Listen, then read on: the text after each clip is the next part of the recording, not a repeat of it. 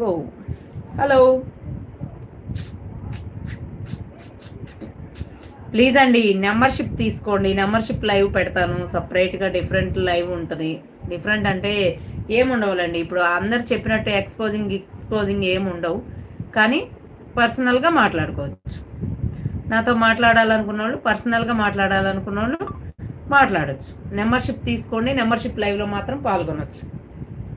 మిగతా జనాలందరూ రారనమాట. Only membership తీసుకున్న వాళ్ళకి సపరేట్గా మెంబర్షిప్ లైవ్ పెడతారు. అది మ్యాటర్.